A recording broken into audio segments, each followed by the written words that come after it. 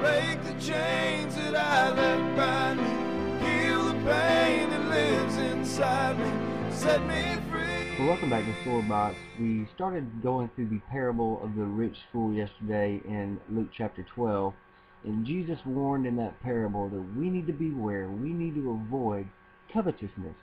It's desiring and that passion and that lust for things we don't have, those material things. Or it could be a person, it could be relationships, it could be power, it could be a lot of different things, but mainly we're focusing on materialism, the riches. And I want to continue for the next few days to stick with this parable because I believe covetousness is such an issue that we all struggle with, that we all have to deal with on some level, especially in our culture today, as we talked about yesterday. You know, the man in the parable, the rich fool, he was obviously blessed. And those blessings, whether he realized it or not, came down from God. The Bible says he sends his rain on the just and the unjust, and it was God that gives power on earth to gain wealth. But yet, he became focused on his things and focused on hoarding more and making room for more just so that he could relax and take it easy, and had obviously no sign of giving God any praise or glory or giving any of it to anyone else or using it for any good. You know, when it comes to money and materialism, we can all be a bit possessive. But as children of God, as we've taught before, we're stewards and not owners of what we have. We don't throw some money in the offering plate at church and pay God off and then just do as we please with the rest of our money. It's all of His, every bit of it. But as we talked about yesterday, it's very easy to allow our desire for more and better to develop in our minds and get our focus on things that are temporary. You know, the gambling industry and the state lottery, well, they're betting on the fact, no pun intended, that you and I will be discontented with our current financial status.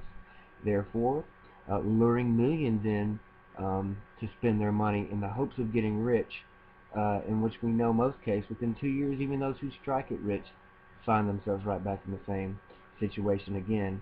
Shows such as Lifestyles of the Rich and Famous and shows like MTV Cribs, well, they allow average Americans to see into the lifestyles of these super rich people, and you know, a few hours of that can make even the most contented person very discontented and full of covetousness. So how do we fight this ever-present attack on our contentment? Covetousness is a serious sin. It's one of the 10 Commandments and something that Jesus warned about, something that Paul warned about. I think the first step is simply to take inventory of our lives. Ask God to show us if there's any areas of our lives where this is taking place. Ask Him to reveal it to us and help Him. Ask Him to help you to deal with it. And secondly, we have to discipline our own minds and our thoughts. I mean, we can't just be foolish. We have to use the common sense God has given us. You know, a person who's struggling with lust can't watch pornography on the internet every day or watch movies that show naked people. I mean, that's just common sense things. Well, when you cut those out, you will find that the battles are so much easier.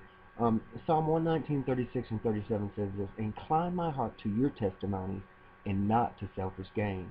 Turn my eyes from looking at worthless things and give me life in your ways." So he's asking God to give him help, to turn his mind, to turn his attitude, to turn his thoughts towards God's ways of life and away from things that would lead to selfish desires, selfish gains, and certainly things that are worthless. I mean, we think so many of these rich things out there are so awesome, but they're really worthless in the long run because they're not eternal. You know, we get to choose what we focus on, what we look at, what we listen to, and obviously we need God's help, and He is there for us.